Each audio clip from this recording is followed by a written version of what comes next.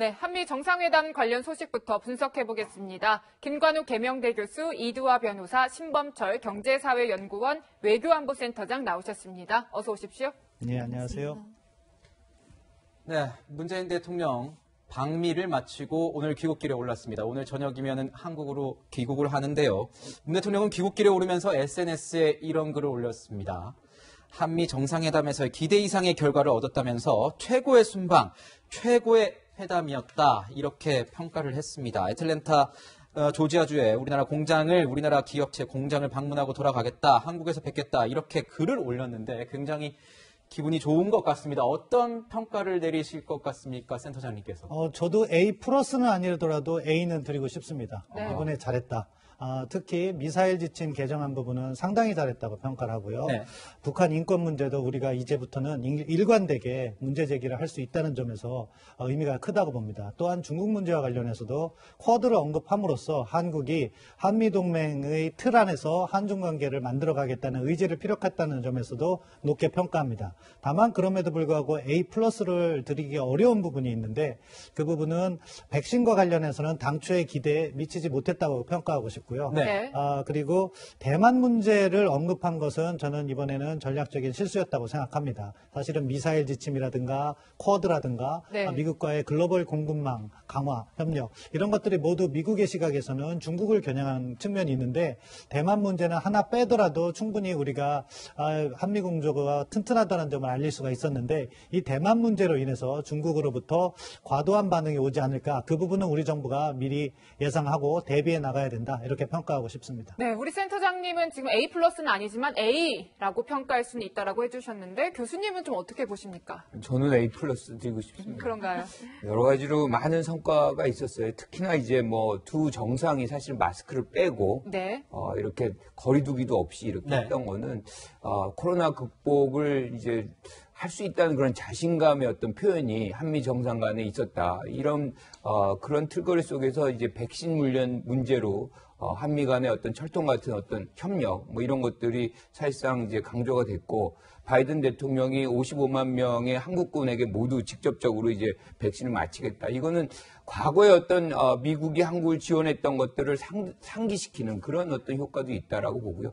지금 가장 큰 성과는 저는 뭐 말씀하셨지만 우리의 미사일 사거리 제한을 없앤 겁니다. 이제는 네. 사실상 어느 지역에도 우리가 미사일을 날릴 수 있는 자주국방의 어떤 시작점을 만들었다 이렇게 생각을 하고요. 그 과정 속에서 뭐 기술이라든가 기후협력, 뭐 백신, 여러 다양한 지금 현안에 대해서 이제 한미 동맹을 과시한 것, 이것이 가장 큰 하나의 어떤 성과다라고 얘기를 할 수 있을 것 같고요. 또 아까 말씀하셨다시피 쿼드 문제와 대만, 남중국해 뭐 이 문제는 사실은 바이든 대통령이 굉장히 강조를 했던 부분일 겁니다. 아마 양보를 안 했을 거예요. 왜냐하면 지금의 바이든의 모든 관심의 초점은 어떻게 하면 중국을 견제하고 효과적으로 봉쇄하느냐인데 그만큼 한국의 역할이 필요하다는 것이거든요. 그래서 아마 이런 부분들을 우리가 이제 받아들이고 대신에 이제 바이든 대통령이 실질적으로 이제 트럼프 대통령이 만들어놓던 어떤 대북과의 어떤 관계, 그것을 성과를 기본적으로 깔고 가겠다. 즉 싱가포르의 어떤 회담의 성과를 인정하고 원래부터 이제 시작을 했던 그런 처음부터 다시 돌아가는 것이 아니라 사실상 어떤 대화의 어떤 상황을 계속해서 유지하겠다는 그런 것을 지금 문재인 대통령과 합의했다는 것은 굉장히 중요한 성과라고 보고요.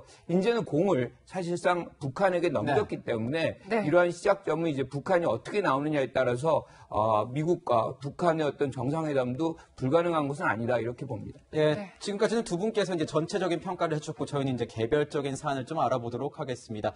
지금 보면 뭐 앞서 말씀도 해주셨지만 미일 정상회담에 이어서 한미 정상회담, 바이든 대통령이 외국 정상을 만난 게 두 번째입니다. 그래서 미일과도 어떤 비교점, 뭐 대조점이 있는지 뭐 그런 내용이 관심이 있었는데 말씀해 주신 것처럼 마스크도 없이 만났고 또 그리고 뭐 케이크, 뭐 햄버거 대신 케이크 이런 식사 자리도 가지면서 뭐 얘기를 나눴다 이런 점에서 우리나라에 대한 어떤 배려도 있지만 이 미국의 어떤 전통 외교의 회복 의지라던가 뭐 코로나19 방역에 대한 자신감을 보인 게 아니냐 이런 평가도 나오고 있습니다. 자, 이런 상황에서 자, 미국 아까 이제 백신 문제 말씀을 해주셨잖아요. 백신 관련해서 55만 명분의 백신을 한국에게 지원하겠다, 우리나라에게 지원하겠다 이렇게 발표를 했는데요. 그 모습 보고 이야기 나누겠습니다. 바이든 대통령께서는 한미 동맹 차원에서 미국 측에서 직접 한국에 백신을 지원하기로 그렇게 또 약속하셨습니다. 550,000 Korean soldiers, sailors, airmen who work in close contact with American forces in Korea. We'll provide full vaccinations for all 550,000 of those Korean forces. 자, 55만 명분의 한국군 지원 백신. 우리가 이제 무상으로 지원하겠다 이렇게 바이든 대통령이 말을 했는데 초기에는 이랬습니다. 한미 스와프로 인해서 더 많은 백신을 들여오지 않을까 이런 기대치가 있었던 것도 사실인데요. 그래서 아까 신범철 센터장님께서도 A+를 못 주는 이유 중에 하나가 백신 문제였다 이렇게 얘기를 하셨는데 더 들어올 수 있는 그래도 화기애애하지 않았습니까? 미국이 좀 더 지원을 해줄 방안은 없을까요? 뭐 그런 기대감을 저희가 가지면 안 될까요? 사실은 기대감이 있었던 것이고 그 부분을 우리가 달성을 하지 못했다고 저는 평가합니다. 네. 미국이 한 8천만 분을 지금 해외에 공급하겠다. 이건 우선 공급량입니다. 말씀드리면은 9월 이후에는요, 백신 물량이 전 세계적으로 그렇게 부족하지 않을 것으로 예상돼요. 그런데 지금은 당장 우리 국민들이 5월 말, 6월, 7월 달까지 맞을 백신이 부족한 거 아니겠습니까? 그럼 정부 대 정부 간의 협의를 통해서 이것을 백신을 가져올 수 있는 노력이 필요했다고 봅니다. 더군다나 가장 중요한 것은 우리가 미국 발표로도 250억 달러, 그러니까 26조나 7조에 달하는 어마어마한 투자를 미국에다 하는 그런 상황이거든요. 그렇다면은 백신과 관련해서 조금 더 많은 분량, 저는 한 1,000만 분 정도면은 만족할 수 있었다고 보는데 그런 분량이 포함되지 않아서 아쉬운 거고요. 지금 뭐 민간 계약 차원에서 이것을 만회한다고 하는데 역시 그 시기가 9월달 이후가 될 거기 때문에 백신과 관련해서는 부족했다, 안타깝다 이렇게 평가드리겠습니다. 네. 네. 지금 안타깝다라는 평가 해주셨는데 이 백신 문제 관련해서 사실 한미 양국이요, 교수님 포괄적 파트너라고 이번에 이제 성명에서도 얘기가 나오고 합의를 한 부분 아닙니까? 사실 삼성 바이오로직스가 모더나 백신 위탁 생산 계약도 하고요. 그래서 이제 교수님이 바라보시는 이 백신 문제에 대한 평가 어떤지 궁금합니다. 사실 뭐 더 많은 백신이 들어오면 좋죠. 문제는 사실 한국이 백신 뭐 맞는 거나 또는 뭐 방역이나 상당히 사실은 안정권에 들어가 있는 국가예요. 그런데 미국이 줄 수 있는 물량도 지금 사실 한정이 돼 있거든요. 그런데 지금 전 세계 사람들이 기다리고 있습니다. 미국만 바라보는 나라들이 한둘이 아닙니다. 그런데 이렇게 안정적으로 운영되고 있는 국가에게 꼭 줘야 되느냐? 이거는 내부에서도 많은 논란이 있거든요. 여기서 우리한테 몰아줬다. 그렇다면 사실 바이든 대통령도 내부적으로 상당한 이제 논란에 휩싸일 가능성이 매우 높거든요. 이제 그런 차원이 상징적으로 한국군 전체에게 그것도 무상으로 준다는 것을 이제 합의한 거, 약속한 것이거든요. 그래서 그것만으로 굉장히 중요하고 또 하나가 모더나의 원액을 받아가지고 우리가 생산하거든요. 그러니까 1년에 몇억 분의 어떤 양들을 생산할 수 있기 때문에 우리가 긴급한 상황이라 그러면 그걸 갖다 쓸 수 있습니다. 그래서 얼마든지 지금 백신 문제는 이미 이번 기회에 해소됐다. 뭐 이렇게 평가하고 싶습니다. 네, 그렇군요. 이번에 많이 나왔던 얘기가 이런 겁니다. 한미 간의 배터리와 반도체 동맹을 공고히 하는 계기가 됐다. 이런 얘기가 있었는데요. 그래서인지 바이든 대통령이 땡큐를 연발했습니다. 어떤 모습인지 보고 가겠습니다. I understand the executives of those companies here. Would you please stand up? Thank you, thank you, thank you. And I think we'll do great work together. 미국 기업들은 안정적인 공공급망을 확보하고 한국 기업들은 더 넓은 시장을 개척하면서 함께 성장하게 될 것입니다. 양국뿐 아니라 세계 경제에 활력을 불어넣을 것입니다.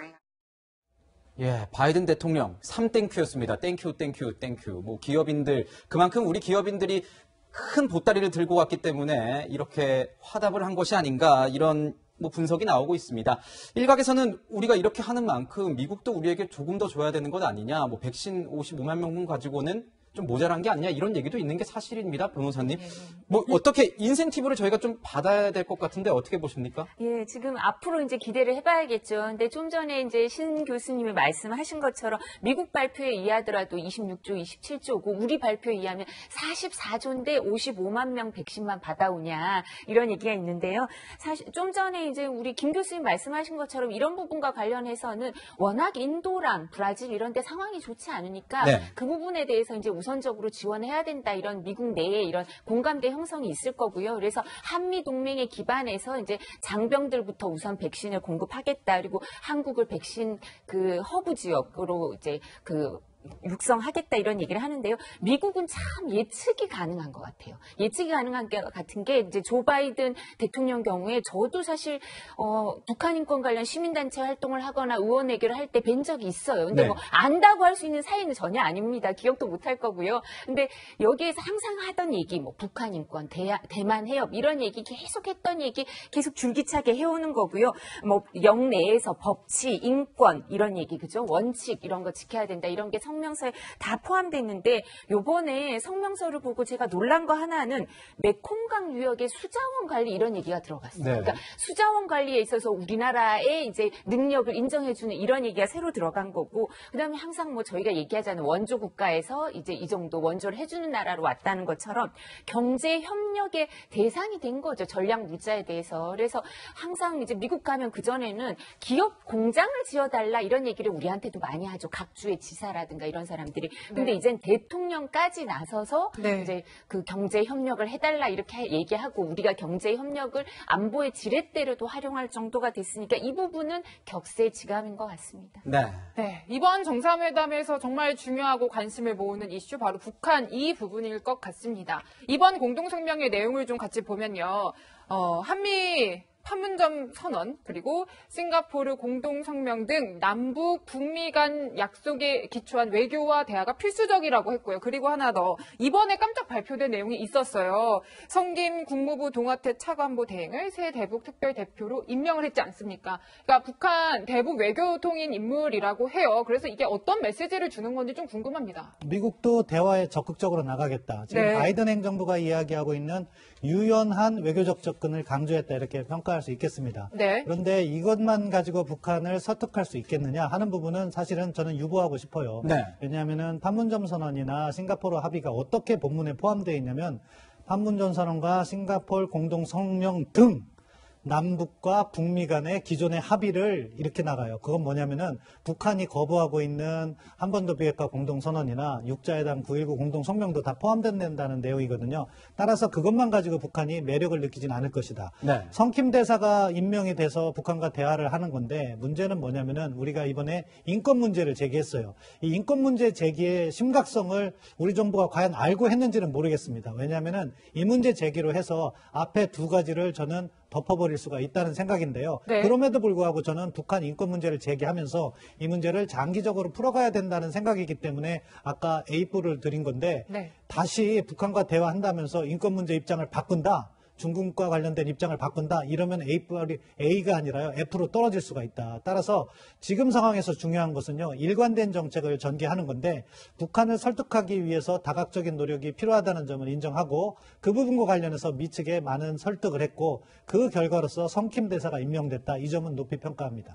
북한이 아직 뭐 어떤 반응을 보일지는 좀 기다려봐야 될 것 같다. 이렇게 말씀을 좀 북한이 주시네요. 당장 반응은 보이지 않을 거지만 제 전문가적인 소양으로서는 상당히 비판적인 시각으로 나올 가능성이 높다고 봅니다. 저는 또 궁금한 게 이런 겁니다. 미중 갈등 상황에서 굉장히 좀 약간 뭐라 그럴까요? 어떤 공동 발표가 나올지 이런 게 궁금했는데 이 한미 정상이 이 중국 문제, 그러니까 대만 문제에 대해서 얘기를 나눴단 말이에요. 이것에 대해서 중국의 반발, 그러니까 남중국해 문제와 쿼드를 직접적으로 어떻게 보면 명기를 했다 이렇게 이제 나오는데 이런 문제가 어떻게 보면은 우리의 그 대중 전략, 대미 전략 상에서 어떤 의미를 가진다고 봐야 되는 겁니까? 저는 큰 방향성에서는요, 한미동맹에 기초한 한중관계 발전이라는 점에서 이번 문재인 정부가 한미 정상회담에서 공동성명에서 나온 내용을 높게 평가합니다. 네. 다만 대만 문제는요, 모든 정책이라는 것은 때가 있는데 너무 앞서서 지금 했다고 생각합니다. 너무 앞섰다. 왜냐? 몇 가지 포인트가 있어요. 미사일 지침 개정한 것도 우리 국방력 차원에서는 좋지만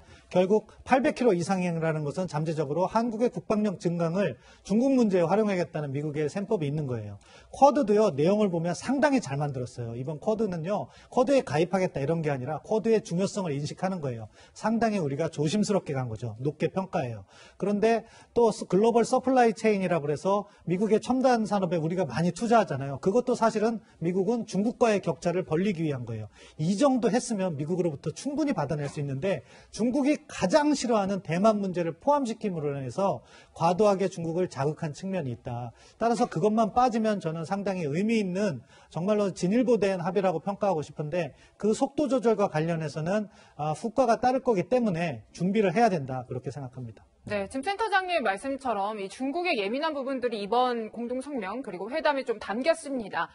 그래서인지 더불어민주당 의원, 소병훈 더불어민주당 의원이 SNS에 글을 올렸다 삭제했어요. 같이 내용을 보시면 귀국길에 주요 수행원 중 한 사람은 중국에 들러서 회담과 관련한 설명을 좀 해줬으면 좋겠다. 이 글은 삭제가 되긴 했습니다만 이렇게 남긴 내용 좀 어떻게 보세요? 삭제는 했지만 외교는 좀 아시는 분 같아요. 사실은 이 흐름을 알면은 지금 문재인 정부가 기존에 미국과 중국에서 중간자적인 위치를 취했지만 이번 정상회담의 결과로서 확실히 미국 편에 섰다. 중국은 그렇게 받아들일 겁니다. 따라서 그걸 설명하라고 하는 건데 저런 외교적 행보는 잘못된 거예요. 왜냐하면은요, 이것은요, 시간을 두고 풀어가야지 당장 한국이 입장을 바꾼다? 중국의 구체적인 다른 말로 설명을 한다? 그럼 어떻게 됩니까? 그간 또 정상회담에서 쌓아올린 미국과의 신뢰를 다시 한 번에 잃어버릴 수가 있는 거예요. 따라서 제가 갑자기 A가 F가 될 수 있다고 말씀을 드린 거는요. 예. 이러한 기조를 당분간은 유지하면서 거기에서 풀어가야지 우리 외교에서 가장 조심해야 될 것이 입장 전환을 사전에 충분히 외교적 행보를 거치지 않고 바꾸는 거예요. 따라서 그런 부분은 조심해 가면서 문제를 풀어갔으면 합니다. 네, 지금까지 바이든 대통령과 첫 한미 정상회담 하나하나 뜯어봤고요. 센터장님과는 여기서 인사드리겠습니다. 감사합니다.